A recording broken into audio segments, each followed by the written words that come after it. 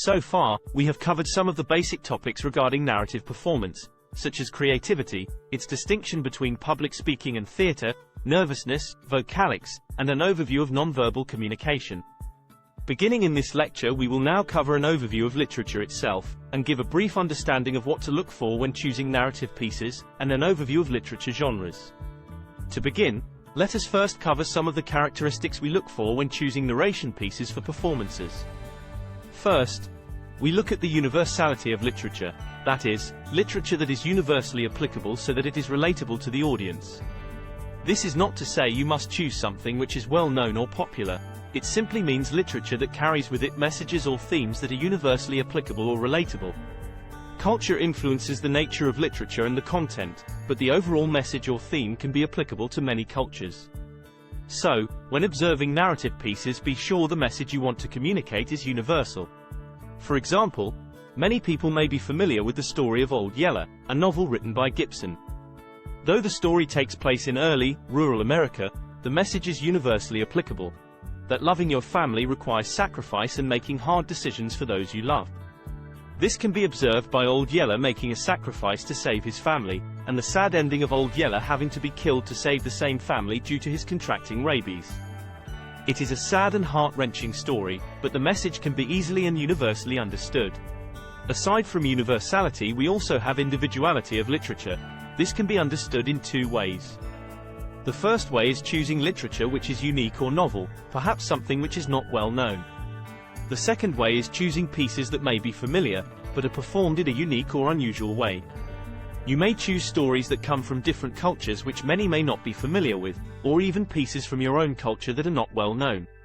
An example can be observed by one of my favorite pieces of literature titled Lafcadio, The Lion Who Shot Back, by Silverstein.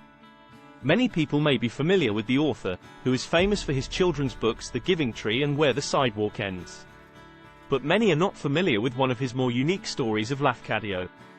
In the story, Lafcadio, who is a lion, and his pride are being hunted, and in the process Lafcadio kills and eats one of the huntsmen, taking his rifle and becoming skilled at using it. He eventually begins to hunt the huntsman until he is picked up by a circus director for his unique skills as a lion. The story unfolds to show Lafcadio transition from being a wild animal into a civilized man as he learns to dress up, eat at a table, take showers, socialize, and so on. Before you know it, Lafcadio becomes so civilized that he becomes a huntsman and begins to hunt lions. In the end, while hunting, Lafcadio is stopped by the other lions and they ask him why he hunts them, being a lion himself. The huntsmen then come up to Lafcadio and ask him why he has not hunted the lions since he is one of them. Lafcadio is now in a dilemma, and the story ends with Lafcadio laying down his rifle, removing his clothes, and walking off into the sunset to discover who he really is. The message of the story is that everyone must discover who they really are, and you will have the uncivil and civil pulling you in both directions as you seek to find yourself. It is a wonderful story and message from a well-known author, but a unique and novel literary piece. Third, is the significance of the piece. The significance of the literary piece you choose will impact not only you, but especially your audience. In literary performance, there is a persuasiveness involved with the message because you are trying to change or influence what people think or do. When choosing your content for your performances, there are a few things you want to do with your chosen piece. It is important that you spend time analyzing your content, run through the material and become familiar with it, and create an outline that gives a broad overview. After spending time analyzing, try to determine what the literature teaches you, or what it means to you. In the process of analyzing and discovering, also observe the characters, making a list of their personalities, characteristics, attitudes and actions. Lastly, make it a point to perceive the literature piece through different perspectives. Perhaps looking at it through a different culture, different characters, or even different people you know will be in the audience. Moving on, let us go over a brief understanding of the literary genres, as well as the main forms. Regarding genres, there are generally 5 categories. First, there is fiction, defined as literary works which are not true, or invented. Some examples on famed fiction works are War and Peace from Tolstoy, The Old Man and the Sea by Hemingway, and 1984 by Orwell. The opposite of fiction would be the non-fiction genre, which is defined as literary works which are true and factual. Some examples of famous non-fiction's works are A Grief Observed by C.S. Lewis, which details his experience and turmoil with the passing of his wife. A Room of One's Own by Virginia Woolf, which expresses the desire for her independence as a woman. And The Souls of Black Folk by Du Bois, which detail the experience of an African American after the end of slavery.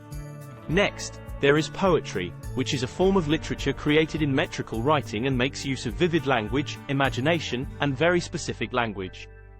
Poetry is known for using forms of rhyme and rhythm, with forms of expression to conjure up emotional responses.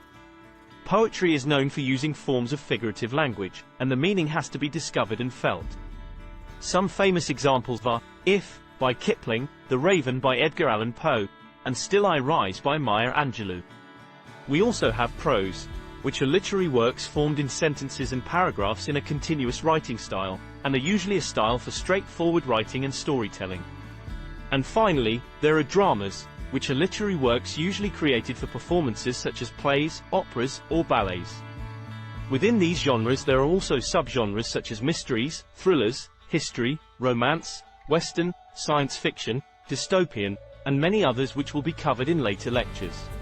Besides genres, we also have literary forms. Literary forms are the way the literature is created, or the way it is packaged. There are generally three major forms of literature. First, there are novels, which are fictional prose usually in narrative delivery. They tend to have some forms of realism even though they are fictional, and they are written at some length. Second, there are short stories.